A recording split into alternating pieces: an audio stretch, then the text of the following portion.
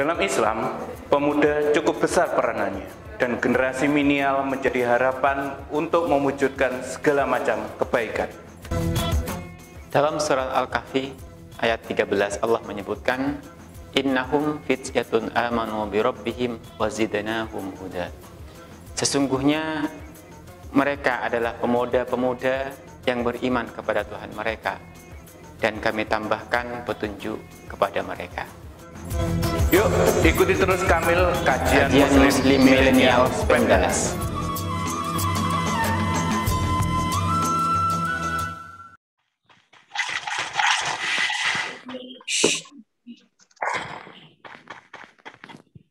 Bismillahirrahmanirrahim. Kita mulai ya. Alhamdulillah, shadaqallahu berarti kita ngaji tadi sudah sampai ayat 38 ya, 38 atau 30. Jadi nanti bisa dilanjutkan sendiri di rumah. Kita waktu sudah banyak tentunya ya waktunya kalian ya. Nanti bisa dilanjutkan sendiri ya. Oke, hari ini semuanya kita akan berbincang-bincang ini. Kita akan ngobrol santai dengan Ustaz Edi ya. Kita ngobrol santai, tetapi materinya sebetulnya enggak santainya ya. Insya Allah materinya ini akan sangat berguna buat kita ya. Jadi diperhatikan betul. Nanti kita akan berbicara ngobrol tentang sesuatu yang insya Allah sangat penting buat kita. Nanti silakan dicatat. Jika ada pertanyaan silakan nanti bisa disampaikan ya. Nanti di akhir sesi insya Allah kita ada tanya jawab sebentar ya. Silakan nanti bisa ditanya. Oke, materi kali ini kita akan ngobrol dengan tema mengenal dan menjaga organ reproduksi dalam perspektif nanti kesehatan, dan mungkin nanti akan berbicara sedikit tentang sesi keagamaannya ya. Oke. Insya Allah ini akan sangat penting buat kita. Apa pentingnya dan kenapa kita harus ikut materi ini, harus mengikuti dengan benar materi ini? Kita akan tahu jawabannya insya Allah sebentar lagi dari penjelasan. Oke, silakan. Pak. Terima kasih Ustaz Hasan. Assalamualaikum warahmatullahi wabarakatuh. Waalaikumsalam warahmatullahi wabarakatuh. Semua, selamat pagi ya. Alhamdulillah kita masih diberikan kesehatan. Kemudian kita masih bisa diberikan kesempatan untuk mengikuti kegiatan ini. Nah, kegiatan ini Kamil anak-anak namanya, kajian Muslim Millennial. Sebenarnya dulu itu awalnya kalimah ya Ustaz. Kalimah untuk kemudian kita Ustaz di Pemdas membuat Kamil itu khusus untuk yang laki-laki, untuk yang putra. Ya, biar adil ya Ustaz ya. Nah, jadi kami nanti kita akan membahas segala macam tentang berbagai macam kehidupan, dan nanti ada kaitannya atau hubungannya dengan perspektif agama kita ya Ustaz ya. Nah, kebetulan hari ini Ustaz Edi mendapatkan amanah dari Ustaz Hasan untuk membahas tentang organ reproduksi pada manusia Ustaz ya. Dan karena kebetulan mungkin anak-anakku semua yang bukan kelas 7A sama kelas 7 ICP belum mengenal saya Ustaz, karena saya mengajar cuma kelas 7A dan 7 ICP. Ya mungkin saya perlu perkenalan dulu Ustaz. Jadi saya namanya adalah Edi Kurniawan. Anak-anakku semua, kalian mungkin bisa memanggilnya dengan Ustaz Edi atau Pak Edi ya. Nah, di Pemdas kebetulan Ustaz Edi mengajar biologi pas dengan materi. Ya, mungkin itu yang membuat Ustaz Hasan memberikan amanah materi ini kepada saya, karena mungkin sinkron ya Ustaz ya materinya dengan ekspertasi yang Pak Edi tekuni ya. Mungkin saya ini ya Ustaz. Nah, oh iya, ada ini ada ya. Jadi Judul materi kamil kita pada pagi hari ini adalah mengenal organ reproduksi pada pria. Karena kita ini khusus putra ya Ustaz. Ya. Dan bagaimana cara menjaganya Ustaz. Ya, mungkin begini, sebelum kita masuk ke materi ya, sambil menunggu PowerPoint. Kenapa materi ini penting Ustaz? Itu karena usia SMP, usia anak-anak kita semua ini kelas 7 sampai kelas 10 itu adalah usia baru awal memasuki masa pubertas. Ya,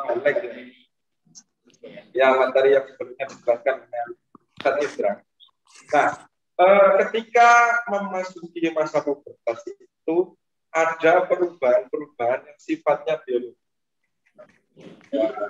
Dan itu mungkin anak-anak itu mungkin belum mengetahui wawasan atau mungkin sudah ada yang mendapatkan wawasan dari orang tuanya. Dan di sini kita akan memberikan istilahnya penguatan tentang organ reproduksi itu dan bagaimana cara menjaga. Nah, jadi mungkin ada perubahan yang sifatnya biologis. Mungkin yang pertama timbulnya atau munculnya rambut pada kemaluan. Rambut pada kemaluan itu muncul ketika kita sudah memasuki masa pubertas. Kalau mungkin masa pubertas dalam perspektif kondisi mental atau psikologi dalam tubuh kita kemarin sudah dibahas oleh Ustaz Indra. Mungkin kalau pada materi biologi pubertas itu adalah ketika kita atau semuanya pria atau laki-laki itu sudah mampu memproduksi sperma yang itu dapat digunakan atau dapat membuahi sel telur. Itu mungkin dalam perspektif biologi. Nah, ini menarik. Kemarin itu kita sudah membahas dari perspektif agama bahwa masa pubertas itu kadang ditandai dengan kedewasaan kita ditandai dengan mimpi basah atau adanya keinginan kita yang bermacam-macam. Itu sudah masuk masa pubertas, di mana ketika itu sudah terjadi pada kita, maka semuanya itu apa yang kita lakukan itu akan dipertanggungjawabkan, termasuk pahala dan begitu dosa itu semuanya jadi tanggung jawab kita semua. Jadi ada dua indikasi ya. Yang pertama sudah muncul rambut pada kemaluan, yang kedua mungkin kemampuan sperma untuk dapat membuahi sel telur. Nah, mungkin kita coba tanya ke anak-anak kita. Barangkali ada satu lagi ciri-ciri biologis yang menunjukkan bahwa kita sudah masuk ke masa pubertas supaya lebih komunikatif ya. Mungkin anak-anak ada yang tahu, jadi coba kita tes dulu. Silakan anak-anak semuanya. Siapa ya? Yang kelas 9 dulu. Kalau kelas 9. Oh iya. Kelas 7 juga nggak apa-apa Ustaz. Barangkali sudah mempelajari atau mendapatkan wawasan tentang itu. Mungkin bisa raise hand ya. Silakan, bisa diangkat tangannya pakai ini. Atau coba bisa ada sebutkan ya Ustaz gitu. Silakan. Nah, semuanya. Nggak boleh malu-malu ya. Iya. Kita ngobrol ini tentang ilmu. Coba kalau nggak ada Ustaz, kita coba tunjuk aja. Ini biasanya yang paling sering aktif, yang paling dilihat itu adalah Mas Dharma Ustaz. Kita coba ngobrol dengan Mas Dharma. Mas Dharma, ya, Pak. Bisa di-unmute audionya? Ya, Pak. Ya, Mas Dharma, tadi Pak Edi dengan Pak Hasan kan kita sudah membahas ada indikasi yang muncul secara biologis ketika kita masuk ke masa pubertas. Itu tadi yang pertama muncul rambut di kemaluan, yang kedua kemampuan sel sperma untuk dapat membuahi sel telur. Nah ini menurut Mas Dharma, apalagi indikasi yang muncul selain kedua itu? Suaranya itu kayak mulai agak berat suaranya ya. Seperti suara Mas Dharma ini ya, agak berat. Dulu waktu mungkin SD atau awal-awal kelas 7 Mas Dharma suaranya tidak seberat ini ya Mas Dharma ya. Iya, Pak. Ya, bagus sekali Mas Dharma. Itu tadi mungkin pengalaman dari Mas Dharma tadi. Jadi kondisi yang dialami perubahannya ketika masuk ke masa budaya. Jadi selain itu ada lagi yang mungkin tidak terlihat. Adalah ketika kita masuk ke masa pubertas itu ada produksi hormon yang namanya hormon testosteron. Jadi kita Ya, itu mungkin kita tidak bisa melihat secara kasat. Nah, itu tanda-tandanya kita mungkin biasanya lebih emosional. Kemudian ambisi kita itu biasanya membunuh. Karena hormon yang diproduksi mulai memproduksi. Selain itu, hormon tersebut juga fungsinya untuk perkembangan sperma itu tadi. Ya, mungkin ada yang mau disampaikan dulu dari kita dasar. Ini saja perkembangan adanya hormon itu jarang kita sadari. Meskipun kita marah-marah kita nggak tahu. Ya. Padahal itu sudah ada perubahan karena ada perubahan hormon jadi kita sering disinggung dikit, makanya terjadi sekali banyak pertengkaran antara kita ketika kalian sendiri karena mungkin salah satu faktornya kan. Ini mungkin bisa ditampilkan PowerPoint-nya.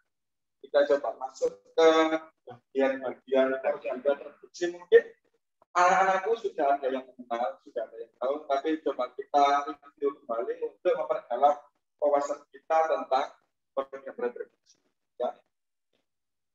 Nah, mungkin ini anak-anak agak yang takut untuk melihat kata seperti ini. Tapi nggak apa-apa, karena ini penting untuk kita ketahui.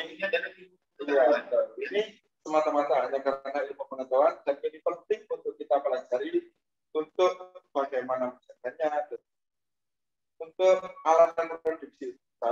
Mungkin kita mulai dari yang paling dalam sendiri, dari awal produksi sperma itu ada yang namanya organ testis. Ya, testis itu adalah nama organ, di mana di dalam organ tersebut kita memproduksi sperma. Nah, kita memiliki dua buah testis. Ya, mungkin anak-anak sudah tahu. Di situ yang bulat lingkaran di bawah ini bagian penisnya itu adalah testis. Nah, di testis tersebut itu dibungkus oleh suatu lapisan kulit itu yang kulitnya itu berbeda dengan kulit kita pada tubuh lainnya. Jadi kulit yang membungkus testis itu berbeda dengan kulit yang membungkus tubuh kita pada umumnya. Kenapa? Karena ada fungsi tertentu. Nama kulitnya ini adalah skrotum. Skrotum itu adalah bagian kulit yang membungkus testis. Fungsinya untuk apa? Untuk menjaga suhu. Yang paling utama itu adalah menjaga suhu testis. Makanya kalau kita mungkin mengamati ya, ketika kita ke pegunungan misalkan, itu kulit dari testis itu akan berkontraksi sehingga menebal. Jadi mungkin kita merasakan bagian testis kita mengecil, sebenarnya tidak. Itu adalah kulit skrotum, itu yang menebal.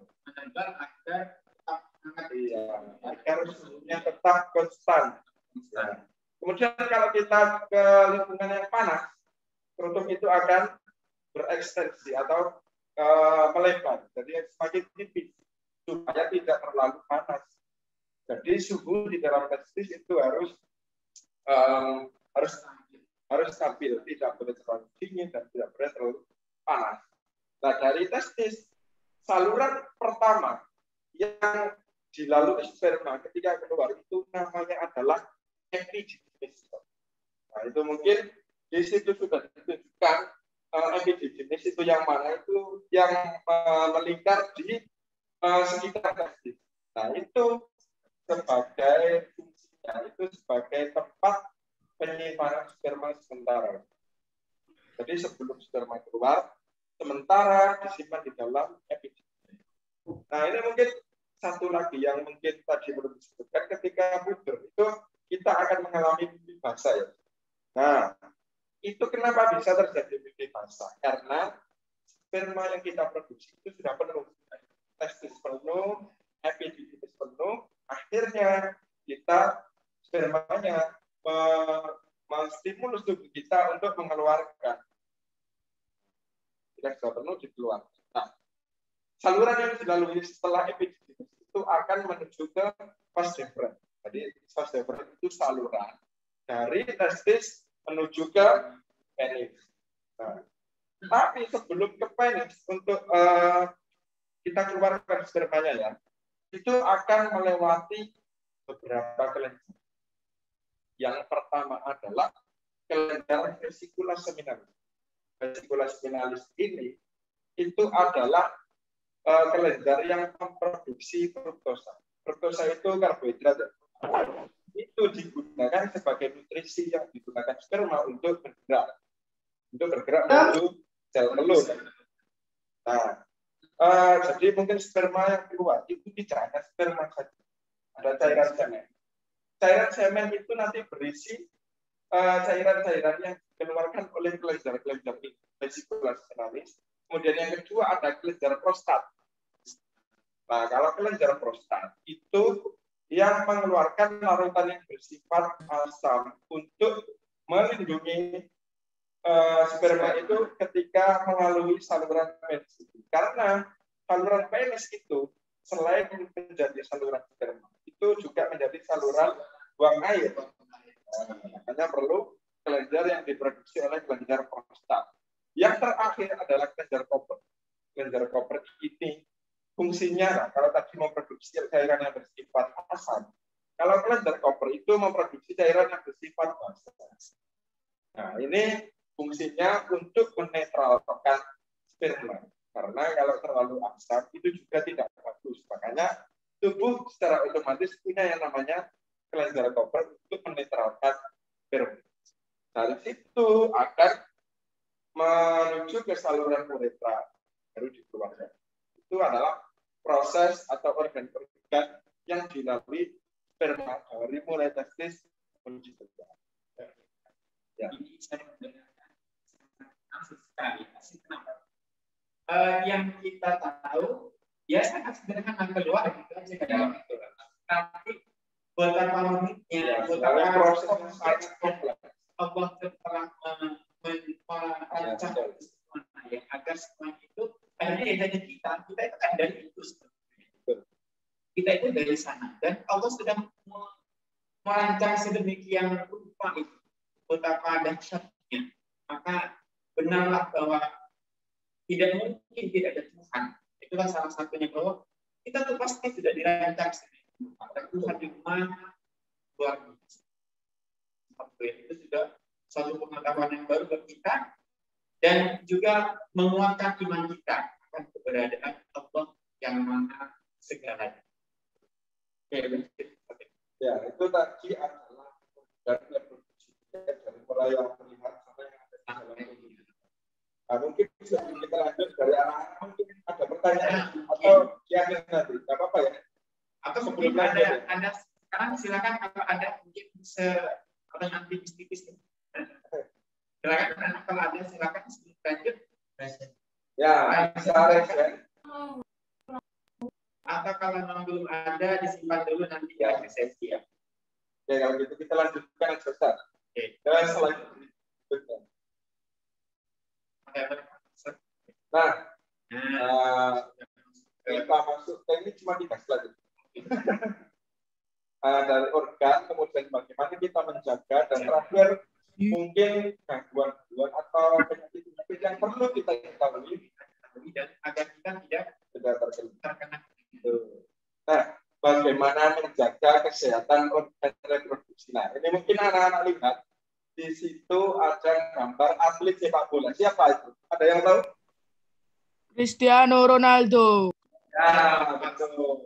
Cristiano Ronaldo. Jadi mungkin terakhir kita di media-media mungkin agak dipenuhi dengan berita kepindahan Ronaldo ya dari Juventus ke MU.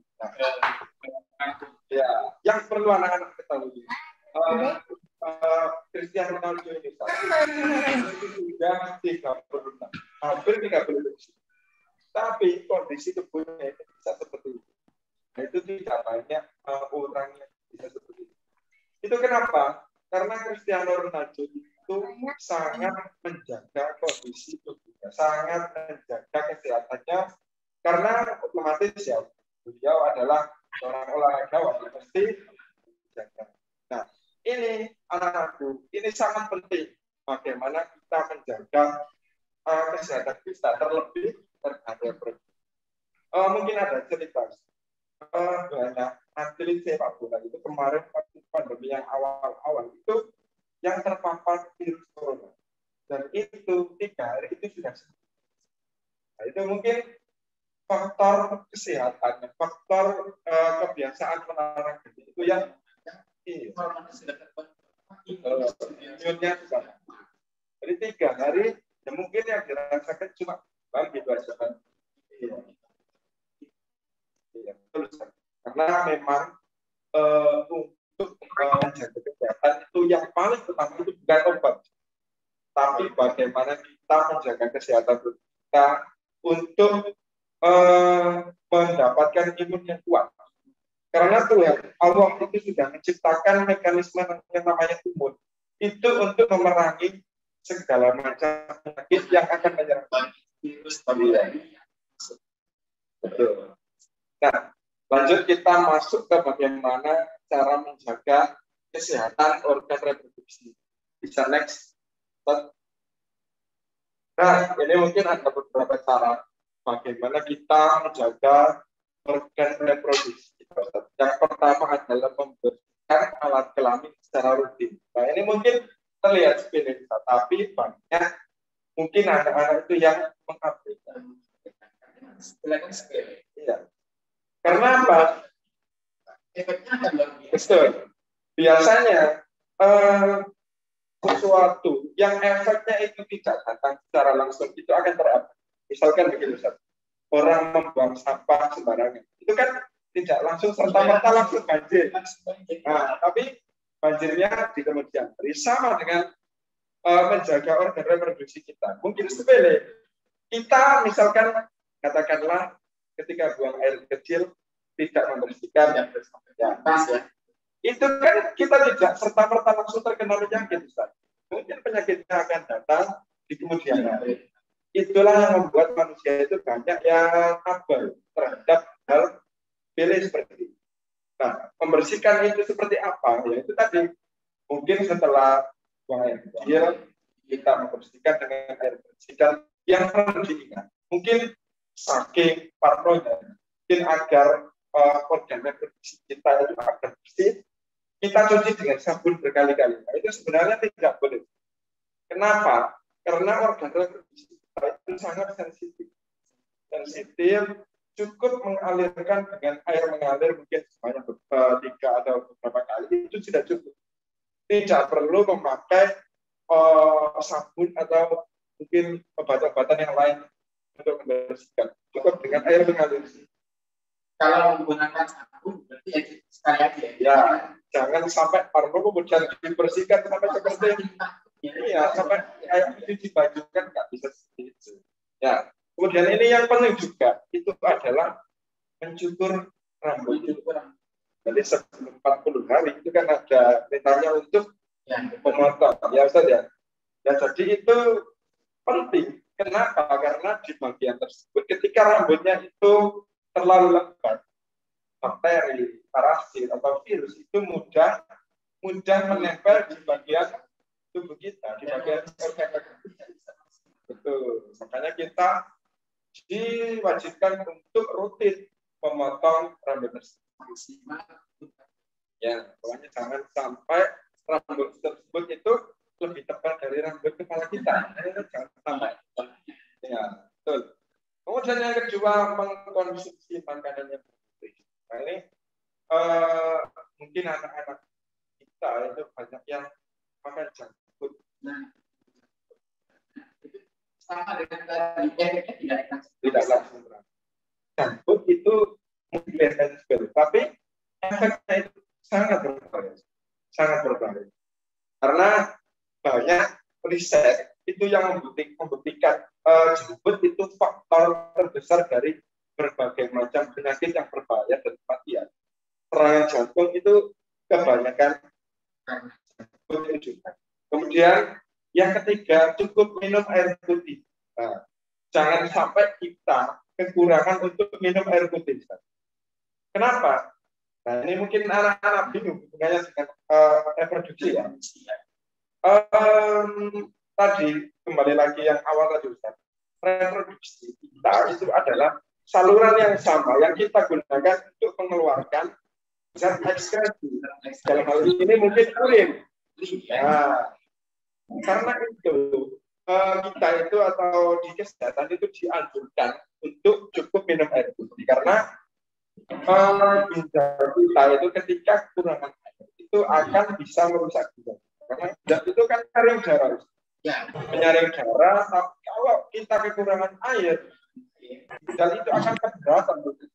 Ibaratnya tidak ada pelumasnya akan keberat. Nah, indikasinya biasanya itu urin yang warnanya terlalu pekat. Jangan sampai ketika kita buang air, urin kita berwarna terlalu pekat. Itu mungkin indikasinya banyak, tapi yang paling banyak itu kita kurang minum air. Nah, itu penting juga. Yang keempat itu adalah olahraga teratur. Ya.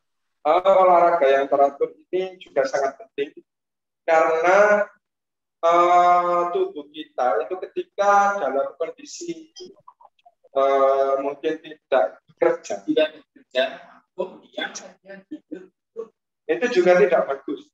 Kenapa? Karena ada katakanlah ini contohnya itu lemak ya, misalkan lemak itu kalau kita tidak membakar lemak itu mungkin itu akan menjadi bumerang. Lemak itu juga dibutuhkan tubuh, tapi kalau kita kebanyakan kita akan menjadi berat jadi tubuh kita. Makanya olahraga teratur minimal 10 menit lah.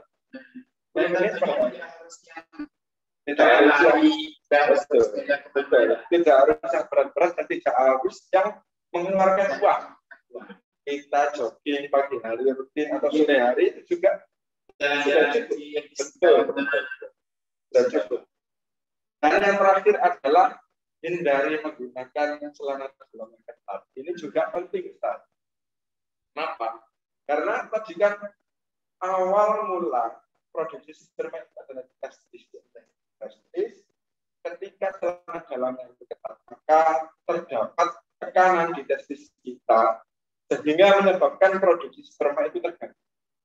Nah, itu mungkin efeknya mungkin tidak menimbulkan penyakit, tapi itu juga bisa menyebabkan infertil. Infertil itu adalah ketika sperma itu tidak bisa membuat sel telur.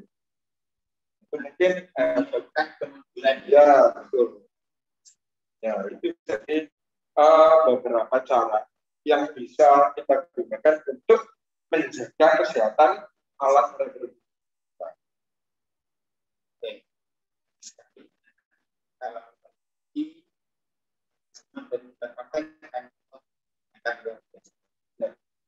Ini yang terakhir, Ustaz. Mungkin kita perlu memberikan pemahaman kepada anak-anak tentang berbagai macam penyakit yang mungkin bisa menyerang alat reproduksi kita. Jadi sebenarnya penyakit ini ada dua jenis. Ada penyakit yang genetik, kemudian ada penyakit yang disebabkan oleh faktor eksternal. Faktor eksternal ini bisa muncul ketika kita tidak menjaga kesehatan reproduksi kita dengan baik. Mungkin dalam hal ini kita bahas yang ini tadi berasal dari faktor eksternal karena kita tidak menjaga kesehatan reproduksi kita dengan baik.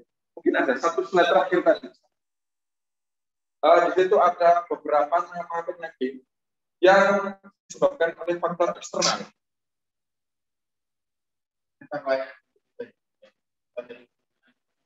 Ya, mungkin bisa. Kalau genetik itu biasanya dari lahir itu sudah diketahui.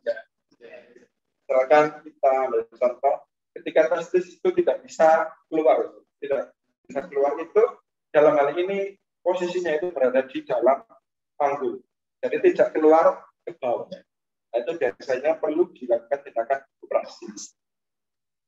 Nah, ini adalah gangguan pada sistem reproduksi. Anak-anak mungkin bisa dilihat di sebelah kanan itu adalah, mungkin itu gambarnya agak jelas, tapi itu adalah ketika penyakit sifilis itu berbesar di bagian kulit kelamin itu kondisinya seperti itu. Bayangkan di dalam atau di permukaan alat kelamin kalian kondisinya seperti itu, mungkin mengerikan sekali. Ya, ini ada beberapa penyakit. Yang pertama adalah gonore. Gonore itu mungkin kita mengenalnya itu sebagai kencing nanah. Kencing nanah itu ketika kondisi saat kita buang air itu dicampur atau tercampur atau keluar nanah di dalam urin kita. Itu penyebabnya apa? Penyebabnya adalah ketika saluran uretra itu yang ada di dalam penis itu terinfeksi oleh bakteri. Bakterinya yang namanya adalah gonore. Nah, itu bakteri itu bisa muncul dari mana? Itu mungkin, ya ini mungkin sangat jarang. Mungkin anak-anak yang jauhlah dari itu ketika kita bergonta-ganti pasangan seksual. Itu mungkin pasangan kita yang mungkin si A itu terkena bakteri atau penyakit, nah itu bisa menulari kita. Kemudian ditambah misalkan kita kurang membersihkan bagian reproduksi kita, itu memicu bakteri itu bisa menginfeksi kita. Nah, jadi indikasinya itu tadi ketika kencing kita keluar nanah. Kemudian ya betul. Kemudian chlamydia. Chlamydia ini hampir mirip seperti gonore. Sama juga disebabkan dengan bakteri, tapi kalau chlamydia ini biasanya itu saluran reproduksi yang bagian dalam, agak ke dalam, di vas Debré itu tadi. Bukan saluran. Ya. Tapi indikasinya sama. Ketika kita kencing itu akan keluar cairan. Tapi kalau chlamydia ini mungkin bedanya cairannya tidak seperti nanah, mungkin berlendir. Dan kita merasakan sakit di bagian alat reproduksi bagian dalam. Ya, betul. Kemudian herpes genitalis. Herpes itu kan kita ketahui penyakit gatal ya. Gatal, tapi ini herpes genitalis, yaitu penyakit herpes yang khusus menyerang organ reproduksi. Ya. Kalau tadi gonore, chlamydia itu menyerang saluran reproduksi. Kalau herpes itu bagian terluar, ya kulitnya. Ini sama penyebabnya ketika kita tidak menjaga kebersihan alat reproduksi kita. Biasanya itu diawali benjol-benjol gatal-gatal, nah itu lama-lama bisa menyebar. Kulit di sekitar kemaluan, tidak hanya kemaluan, mungkin di bagian rambutnya di sekitarnya itu bisa terjadi gatal-gatal karena herpes genitalis. Kemudian ini yang selanjutnya sifilis. Sifilis ini mungkin banyak anak-anak yang sudah tahu. Kalau sifilis ini disebabkan oleh biasanya itu tadi berhubungan seks ganti-ganti. Nah itu memang ada bakteri itu yang menyerang kemaluan kita. Jadi bakteri itu kan sangat juga hidup di bagian yang tubuh yang lembab dan berair. Nah, sementara saluran reproduksi kita itu adalah saluran yang kondisinya lembab, dan sering betul. Apa namanya? Air. Iya, betul. Kemudian ada kutil kelaminan. Kutil ini sebenarnya penyakitnya itu ringan, tapi kalau kita tidak waspada itu bisa berbahaya. Kutil itu muncul benjolan di bagian kelamin. Nah, karena muncul kutil itu biasanya anak-anak itu merasakan gatal dan itu digaruk. Karena digaruk, bakteri-bakteri yang ada di tangan dan berasal dari luar itu mudah masuk. Nah itu biasanya memicu penyakit kelamin yang lain. Nah, kemudian yang terakhir trichomoniasis. Kalau trichomoniasis ini penyebabnya virus, berbeda dengan yang di atas bakteri. Kalau trichomoniasis ini penyebabnya adalah virus. Sama. Semuanya itu penyebabnya atau banyak diakibatkan karena kita tidak menjaga kesehatan. Nah, mungkin sudah selesai. Jadi itu tadi adalah organ-organ reproduksi kita, bagaimana kita menjaga, dan itu tadi ada beberapa gangguan atau penyakit yang disebabkan karena kita kurang menjaga kebersihan dan kesehatan organ reproduksi kita. Mungkin itu saja yang bisa saya sampaikan. Semuanya mungkin beberapa dari kita karena kalian, terutama kalian ya, seperti berganti pasangan dan bermacam-macam itu mungkin kalian masih jauh dari itu, tapi itu merupakan pegangan buat kalian ketahuan bahwa betapa demikiannya Islam ini menjaga kita, sehingga kita wajib nikah dan boleh kepada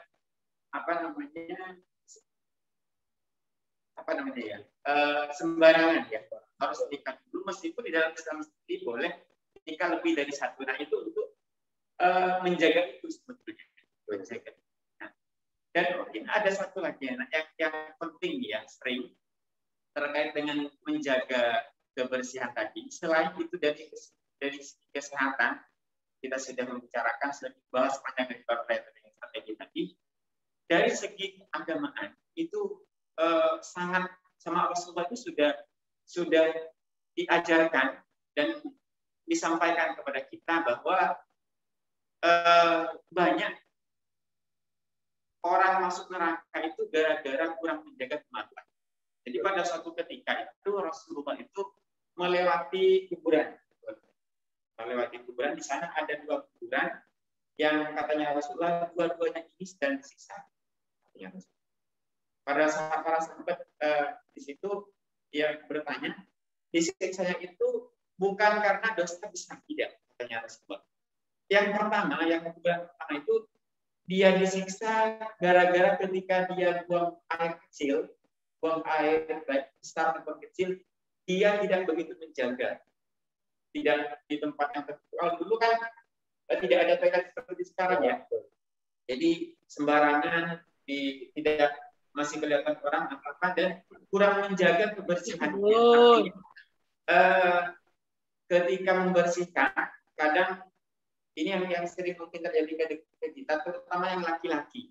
Ketika mungkin kita kencingnya atau pipisnya buat air secara berdiri, nah itu hati-hati ya, karena bisa jadi air urin kita itu kena kepada celana kita atau celana dalam kita atau pakaian kita yang lain, dan kita tidak menyadari. Dan itu yang katanya Rasulullah yang bisa menyebabkan orang itu masuk neraka. Terus yang kedua itu karena namimah itu adalah adu domba. Nah, bahasan kita adalah yang pertama tadi bahwa Rasulullah itu mengajarkan ketika pipis itu duduk ya. Di kesehatan pun ini juga efeknya luar biasa. Dalam satu riwayat itu pernah cuma Rasulullah itu buang air kecil secara berdiri cuma sekali. Karena pada waktu itu katanya para ulama, Rasulullah itu berada di tempat pembuangan sampah dan tidak memungkinkan kondisi duduk. Jadi hanya sekali itu. Jadi kalau kita di mal-mal biasanya, di mal-mal itu disediakan banyak tempat berdiri itu ya, yang apa namanya, Pak Edi itu. Nah itu hati-hati ya. Kalau saya sarankan hati-hati kalau memang masih ada, biasanya kan ada yang tempat yang tertutup, yang toiletnya gitu ya. Nah, kalau saya sarankan pilihlah tempat yang lebih nyaman, karena berdiri sebetulnya gak enak. Pertama untuk kesehatan itu juga tidak baik, dan yang kedua hati-hati bisa jadi dengan itu kita malah gak sadar. Artinya dengan pakaian kita yang sudah terkena air najis tadi, kita sholat dengan itu, maka akibatnya sholat kita tidak sah. Maka karena ketidaksadaran kita itulah mungkin yang akan mengakibatkan membawa seperti yang dikisah tadi, membawa orang masuk neraka. Nah, itu perlu. Dan pembersihannya meskipun sekarang di negara-negara maju itu jarang mereka menggunakan air kayak dia. Mereka banyak pakai tisu toilet dan sebagainya. Tetapi dalam Islam kita itu sangat menganjurkan Rasulullah itu pakai air. Baru kalau sudah tidak ada air, menggunakan batu atau tanah yang keras, yang memang tidak mudah berdebu ya, tidak mudah lumer ya. Dan itu sangat bagus untuk kesehatan karena air itu adalah pembersih yang paling efektif. Pembersih yang paling efektif daripada pembersih alergis, kertas, kain atau apa. Air itu adalah yang paling utama. Dan seperti disampaikan Pak Edi tadi, kita membersihkan itu juga menggunakan air tanpa sabun pun itu sudah baik. Malah kalau sabunnya terlalu banyak itu yang tidak baik. Yang tidak baik malah. Dan dalam Islam juga, anjuran Rasulullah jangan kita pakai tangan kanan ya. Ini mungkin kita tidak pernah. Tetapi Islam Rasulullah sudah mengajarkan bahwa jangan menggunakan tangan. Jadi pakai tangan kiri. Setelah kita mencuci kemampuan, Rasulullah juga mengajarkan kita cuci tangan kembali. Cuci tangan kembali. Tangan kita cuci dengan pakai sabun sampai bersih. Mungkin itu saja Pak Edi, dari Pak Edi. Sementara mungkin ada pertanyaan, jam berapa ini? Sudah jam 8 ya? Oke, kalau ada silakan satu saja. Silakan anak-anak semuanya. Bisa raise hand. Bisa raise hand. Kalau ada, kalau tidak ada, karena memang waktunya sudah cukup ya. Terakhir dari Pak Edi, silakan. Menjaga kesehatan organ reproduksi itu sangat penting. Seperti yang dibilang Ustaz Hasan tadi.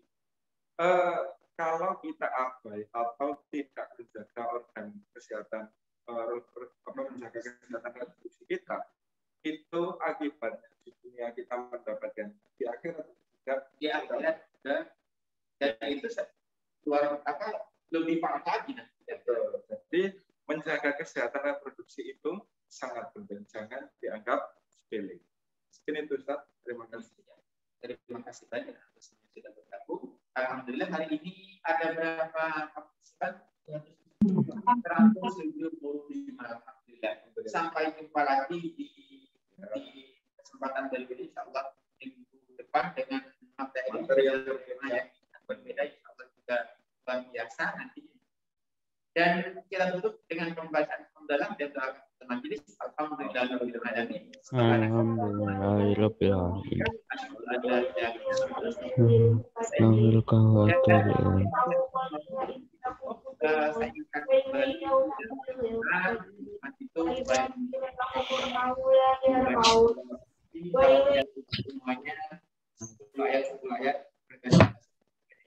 Yang belum silakan. Yang belum sholat duha silakan bisa sholat duha. Yang 8:15 Bapak yang ada dulu. Oke, terima kasih banyak semuanya. Kita akhiri saya tutup dengan pembacaan salam. Assalamualaikum warahmatullahi wabarakatuh. Waalaikumsalam warahmatullahi wabarakatuh. Sampai bertemu pada kami selanjutnya ya. Terima kasih. Silakan boleh live ya Ustaz. Ya, silakan.